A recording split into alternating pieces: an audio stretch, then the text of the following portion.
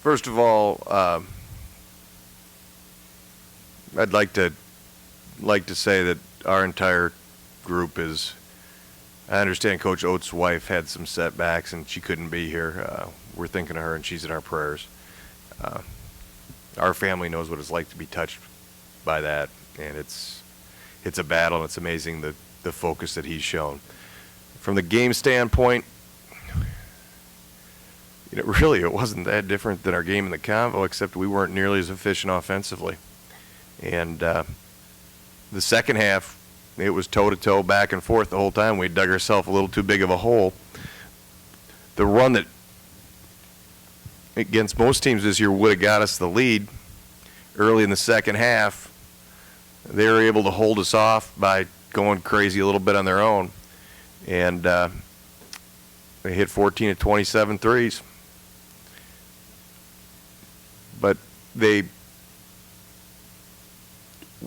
were a tough matchup for us in that we essentially play 3 forwards and they play 4 guards. And twice this year it worked out in our favor. And we'd trade those 2 for this one in a heartbeat. I can promise you that. Questions?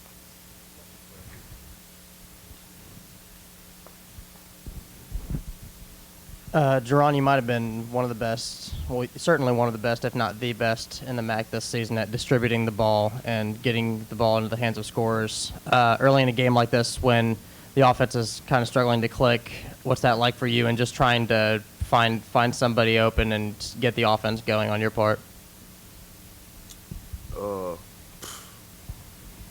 I guess it's kind of frustrating a little bit, but we always knew that we're a streaky team. So I knew that shots was going to start falling. We were going to start scoring in a matter of time. For both players, to come out of the second half and go 4 for 5, how frustrating was it for you guys to see your shots falling but not getting stops on the other end? It was frustrating.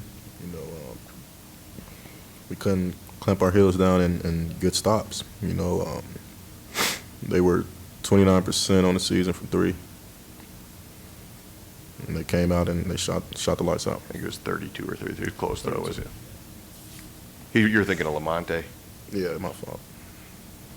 Jerron, first half offensive struggles, was it anything out of the norm? Did you get the looks that you wanted to get? Was that just a night when you guys weren't clicking the way you wanted to on that end? We just weren't settled in.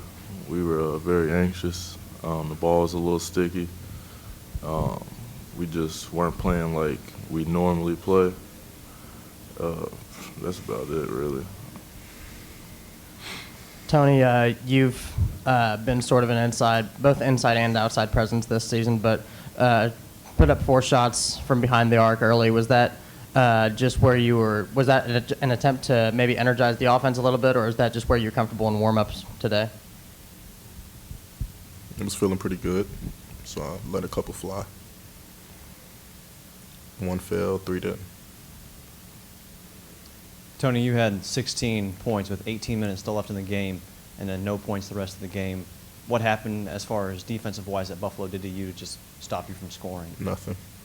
I missed a lot of layups, a lot of hook shots, and a lot of threes. And I'll say this, that, we got in, we're chasing points a little bit.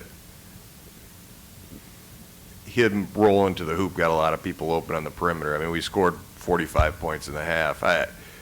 Will I regret not taking a couple possessions and dumping it in there a little more to him in the second half? Absolutely. But don't for one second think it was anything that was a shortcoming with him, because he was the MVP of the league this year for a reason. And he got 17 shots off on the night. For either player, did Buffalo do anything different that you guys didn't see the first 2 games? Yeah, they played a lot better ball screen defense, especially in the first half.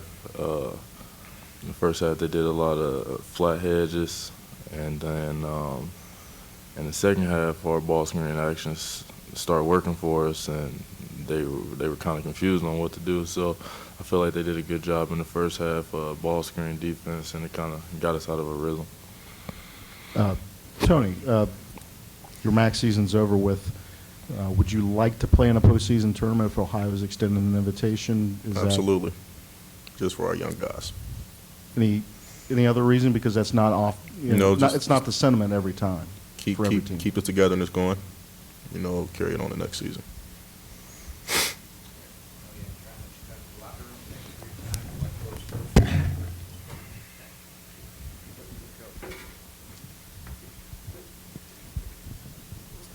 Obviously, any loss isn't necessarily a good loss, but to think where you were a year ago to where you are now, is this kind of a loss that you got everyone but Treg coming back? Is this kind of a loss that will just fuel you guys next year?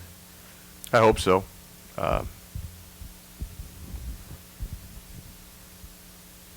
Yeah, I mean, you want to build. I think we can build on a lot of things. I'm not one of these guys that I'm going to write the score on my office wall, stare at it every day while I do push-ups. I'm not that kind of guy, or get the score tattooed on my knuckles or anything. I mean, no. Let's not get crazy about it. It stings because it stings. And we made great progress this year, but we still had flaws. And some of those flaws are the fact that, we threw this team together pretty quickly in the grand scheme of things. So you identify where you're weak and what you need to bring in. You go out there and you do that. And you got to understand, I love this team. I did. We were flawed, from a foot speed standpoint, from a physical strength standpoint. But boy, oh boy, we could put that ball in the hoop, and we shared the ball, and we were unselfish. We can get stronger.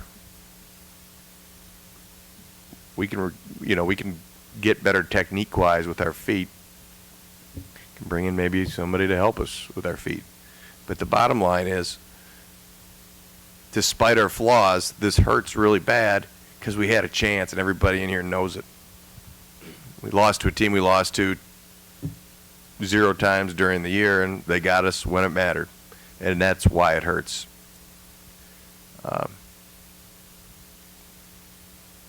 I just don't. Pardon me if I don't feel like getting all philosophical over how magical the ride's been right now. I'm sure I'll be able to at some point. Coach, what did you say to your lone senior Treg Setti whenever he came out of his last MAC tournament game? I told him that I can promise him I'll never coach another one quite like him, and I mean that 100%. I told him if he puts his energy and enthusiasm that he put into his senior year here into whatever it is he decides to do in life, he's going to be successful. And I told him that very rarely does a player come along and capture the imagination of a community like Treg did Athens, Ohio, and there's something to be said for that. And finally, I said, thanks for listening. Thanks for working. Thanks for being the most perfect Treg you could be. And I mean that 100%. The kid, well, I've got a lot of stories about Treg, and they'll be tucked away for a long, long time. It was fun watching him grow as a player and as a person. That's why I like doing what I do, and he's a very good example of it. The kid grew up in front of our eyes. He's a man now, and he's ready to go out and do whatever's next. Coach, what were you telling your guys at halftime, especially during a half that seemed like nothing was just going your way? I told him we were squeezing too tight, that, we're missing layups. We're 0 for 3 from the line. We're forcing shots. We're up against the shot clock late. I thought at times we'd turn down a decent shot to throw it around and throw one up at the buzzer. That's not us. So something's going on in our head. Something's going on with us because the ball getting sticky is the term we use. And I thought the ball was extremely sticky in the first half. And I credit them. They did a nice job of adjusting with that flat hedge, but we've seen a flat hedge before. Buffalo finished 9th in the league in three-point shooting percentage. Yes. Did you think they were capable of this kind of game? Thought they were capable. I knew they were capable of blowing right by us a couple positions off the dribble. So you pick your poison a little bit. And,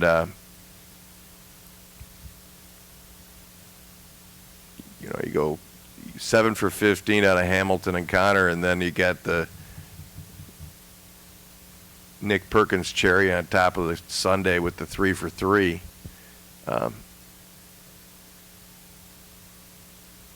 They're going to shoot 14 for 17. We're going to have to shoot 14 for 29, according to my math, to be even in that department.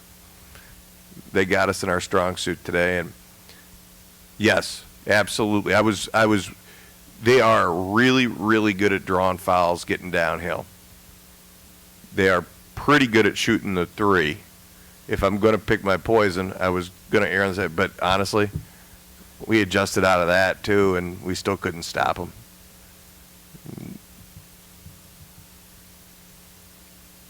Yeah.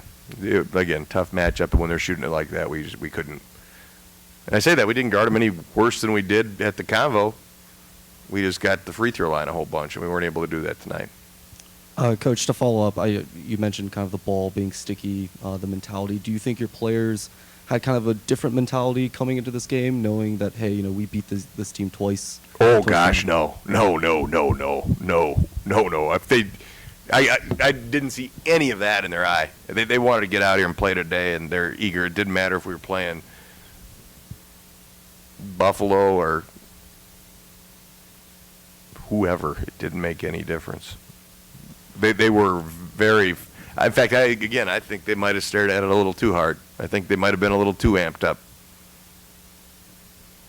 Coach, because you brought it up, you mentioned the similar personal battles that your family and the Oates family has shared. What kind of communication or relationship has there been between you two coaches in terms of that struggle that you guys have had? I think I'd like to keep that between our family and their family.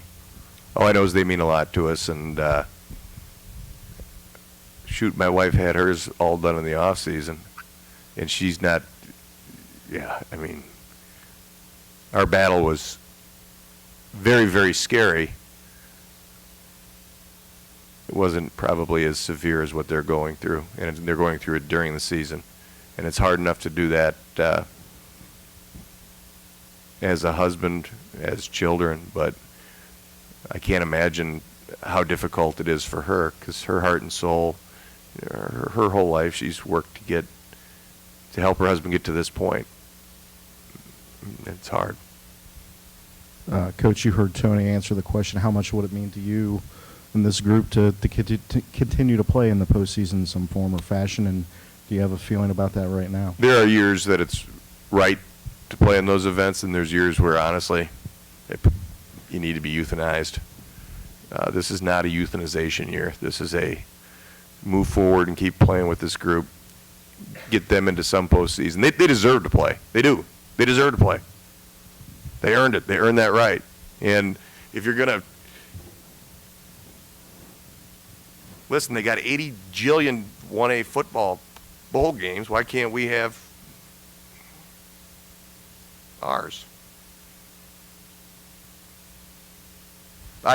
Listen, it's so hard to even think about right now. Yes, absolutely, 100%. I'll drive the team there myself and pay for their meals if I have to, or we can host, or whatever. But I'm under the impression that this group is going to do some special things every chance we get to go out there and grow as a group. Every chance we go out there to go out and have fun as a group, we should take advantage of that, in my opinion. Thanks.